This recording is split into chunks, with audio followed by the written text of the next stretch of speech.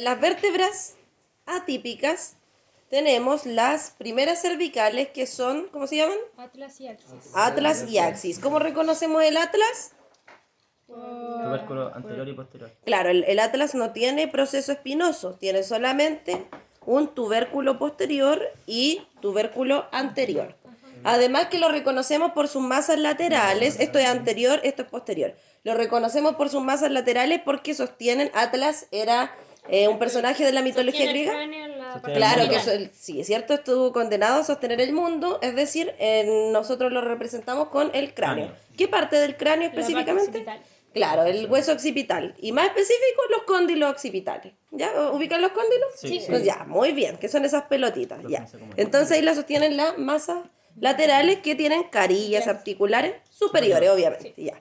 Este atlas se está articulando con el axis, ¿cierto? Que es la segunda vértebra cervical. Ya, ¿qué tenemos de elemento diferenciador en el axis? diente. El diente del axis, muy bien. Funciona como eje. Ya, funciona como eje. ¿Y cómo se llama esta? Miren, ¿ustedes han escuchado el término odonto? No. ¿Odonto? Odontología. Sí, ¿de qué hacen? De dientes, ¿cierto? Y esta articulación del atlas con el axis, esta que tenemos acá, se llama articulación atlanto-odontoidea. ¿Ya? Permiso, la voy a mostrar acá en la columna. Entonces acá tenemos lo que recién dijimos. Está el, ¿cómo se llama este hueso? Occipital. Occipital. Y ahí tenemos los cóndilos occipitales, esas vueltecitas ahí. Espérame, ¿me sujeta ahí, por favor? Ahí. Cóndilo occipital. Ahí. ¿Ya? ¿Y este cómo se llama esta vértebra? El Atlas. Atlas, ¿cierto? Y ahí están las masas laterales sosteniendo La base del tronco. claro, la base del cráneo. Ya, ¿cómo se llama esta vértebra, la segunda? Axis, ¿cierto? ¿El axis tiene proceso espinoso? Sí, muy bien.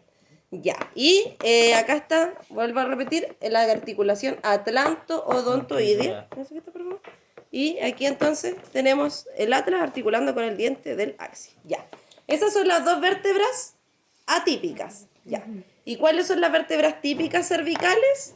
Que son de C1 a 7. C7. ¿Cómo vamos a reconocer C7? Porque el foramen, o sea, el proceso espinoso es más alargado. Claro, exactamente. El proceso espinoso es más alargado y es prominente y uno se lo puede palpar. Sí. ¿Cierto?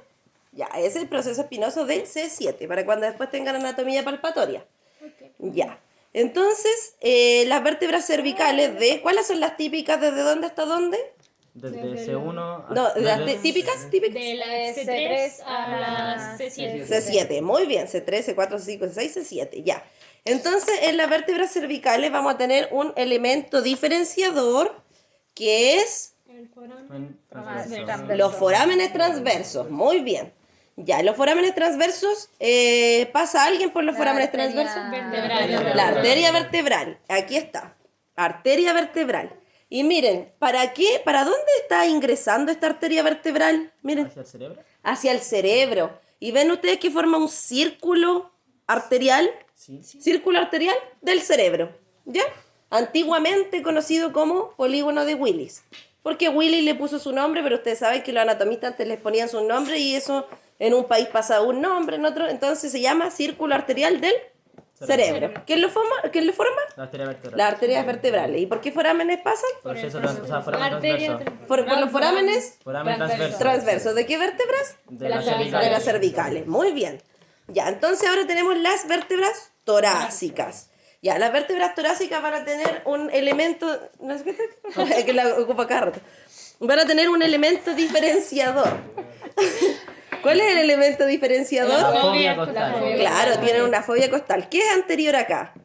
El cuerpo. El cuerpo, ¿cierto? Y este es el proceso espinoso. ¿Para qué? Para que ustedes reconozcan la fobia costal que está aquí, porque la costilla va a partir, esto va a ser anterior, ¿cierto? Pero parte de acá de las carillas articulares, superior e inferior, y ahí da la vuelta y tiene la fobia costal. ¿En dónde tendría la fobia costal Por el entonces? proceso transverso. En el proceso transverso. Muy bien. Ya, pero las carillas articulares son las que están en el cuerpo. De ahí parte la costilla y se proyecta hacia anterior. Hay una vértebra, o sea, dos vértebras, la primera y la última, que van a tener una sola carilla para la costilla, ¿cierto? Porque más arriba no hay más costilla y más abajo tampoco. T12. Claro, T12 y T1. Ya, muy bien. Ahora en las lumbares, ¿cómo vamos? Esta es una torácica. Ah, no, sí, lumbar.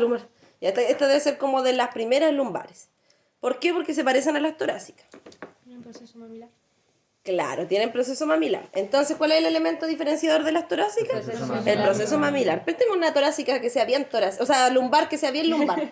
No sé, ¿qué dije recién de las lumbares? De las lumbares el proceso mamilar. Sí. Ya. Lumbar. Ya, lumbar. Y ahora vemos las lumbares. ¿Cuántas lumbares son? 5. 5. Ya, muy bien. Entonces, miren, acá podemos ver que, ¿qué es anterior acá? El cuerpo. Posterior. El proceso espinoso. Ya. Y ahora, ¿qué es superior o inferior? Eh, La cara articular superior y ¿El inferior. proceso articular superior e inferior? Ya, pero ¿y dónde? ¿Cuál es? Sí. ¿Y cómo reconocen cuál es el superior e inferior? Acá siempre nos orientamos porque el inferior mira siempre hacia anterior. Es como cuando uno baja la escalera y mira hacia adelante, ya esa es la mnemotecnia. El inferior, cuando va bajando, mira hacia anterior. Ya, entonces miren, acá en la proyección de los procesos articulares superior, vamos a encontrar el proceso mamilar, que es el elemento diferenciador. Posterior. Va hacia posterior. Entonces, es el elemento diferenciador de qué vértebra? de las lumbares. Lumbares. Muy bien. Ya, ahora vamos a hablar de las vértebras típicas, características de las vértebras típicas. Todas las vértebras tienen un cuerpo por anterior y un proceso espinoso por posterior. Ya, muy bien. Ahora, un arco. Cuerpo y arco, vamos por partes. Ya. Cuerpo y arco. Sí, estaba bien lo que dijimos, pero cuerpo y arco. Y el arco se compone de pedículo por anterior entre el cuerpo Y los procesos articulares. sí, entre los cuerpos y los procesos articulares, ¿cierto? Superior e inferior. Y por La posterior, lámina. lámina. Ya, todo eso está formando el arco, el pedículo y la lámina. Ya, y ahora tenemos 3 procesos. Proceso espinoso hacia posterior. Proceso articular. Transverso. No, pero vamos en orden, sí. Proceso transverso hacia lateral, ¿cierto? Por la parte transversal. Y proceso articular superior e inferior. Ya, muy bien. Ahora, ¿cómo saben? El proceso articular superior e inferior tienen caras articulares, superior e inferior. Ya, ¿cómo saben cuál es la superior? Porque mira Hacia posterior, muy bien. ¿Y la inferior? Hacia anterior. Súper. Ahora se dan cuenta ustedes que los procesos articulares tienen esta incisura. Sí. Sí. Miren, esa incisura, la vuelta esa. Ya, incisura vertebral. Esta, una... ¿Ah? Claro, forman forámenes intervertebrales.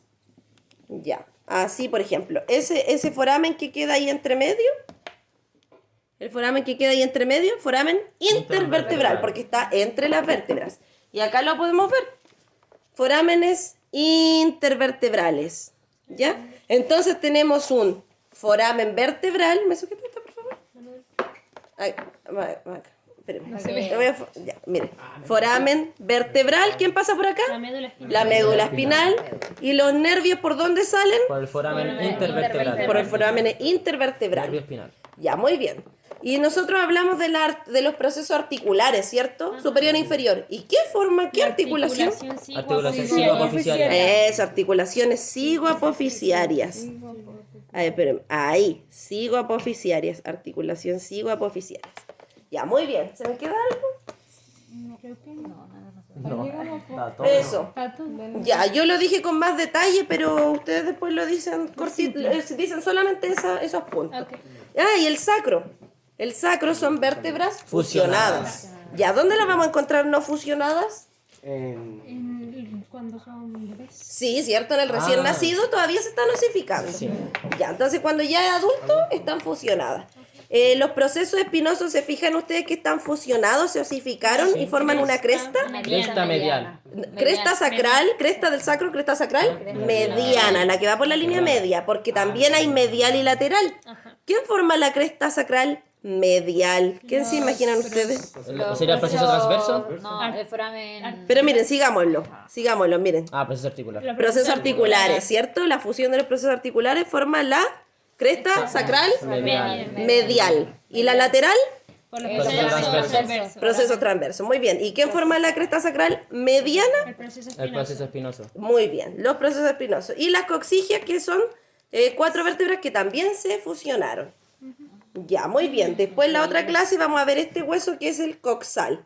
El coxal, este. Y ese tiene 3, se divide en 3 para que ustedes se lo aprendan después. Miren, el ilion, que son estas partes laterales grandes, el isquion, donde nos sentamos, y el pubis, que va por anterior. Y acá cada uno tiene partecitas, las crestas, o sea, la cresta ilíaca, espinas, ¿cierto? Ya ahí ustedes después lo pueden adelantar. Como la médula espinal llega hasta, miren, delante me confundí si era L2, L3 o L4. ¿Alguien lo puede buscar, por favor? No tengo claro. Ya, pero lo que sí sé es que se puede acceder, acá ya en L5 no hay médula, por lo tanto podemos puncionar acá y extraer el líquido que fluye entre el cerebro y la médula espinal, que se llama líquido cerebroespinal. Líquido cerebroespinal. ¿Cómo se imaginan que está la médula acá dentro de estos forámenes? ¿Estará suelta o estará fijada? Está fijada. Sí, está fijada porque la médula espinal debe estar muy protegida. Porque imagínense, le pasa algo a la médula espinal, ¿qué pasaría? Claro, ¿y qué significa parapléjico? Para significa sin Claro, no, problema. Claro, problema ya. ¿Y plegia? Habla de Sin movimiento, sin movimiento. Y además la médula espinal lleva información motora, de movimiento y sensitiva. ¿Cuáles son las sensibilidades generales, las 4 sensaciones? Temperatura, presión, tacto, dolor. Sí. Ya, muy bien. Temperatura, frío, calor. Entonces, una persona que tiene alguna lesión en la médula, ya sea porque se accidentó, porque una hernia. El cuerpo vertebral, ¿cómo se articulan entre sí? Por los discos intervertebrales. Ya, entonces, ¿qué pasa si este disco intervertebral empieza la parte de adentro del disco, que es el núcleo pulposo, atraviesa la parte de afuera del disco, que es el anillo fibroso? Podría comprimir la médula o el nervio, ¿cierto? ¿Y qué pasaría si comprime la médula? Tendríamos problemas para... No tiene movilidad inferior. O sea, si es que el lumbar sería inferior y si es que es cervical, sería desde el superior. Ya, muy bien. ¿Qué más? ¿Qué otra cosa? Creo que no. Sí, no, pero estaba diciendo algo. Ya, no, esos datos. Que cómo está recubierta la médula, cómo está fijada para que no pase ningún tipo de lesión a través de unas capas, de 3 capas fibrosas que se llaman meninges. Y si es que le entra una infección, sobre todo se escucha mucho en niños, a veces en recién nacidos, intrahospitalarios, hay algo que se llama meningitis. Entonces, esas personas con meningitis les dan antibióticos o terapia retroviral, etcétera, pero igual si es que tienen daño neurológico, van a llegar al kinesiólogo, porque ¿qué tipo de daños podrían tener? Si se le afecta la movilidad. De movilidad, de sensibilidad, ¿cierto? Ya, muy bien, esos son los daños neurológicos y eso ya después llegan al kine donde ustedes, y ahí ustedes le tienen que evaluar y ver qué parte se afectó y darle la función otra vez. Eso hacemos los kines, devolvemos la función. Ya, chiquillos, eso sería entonces.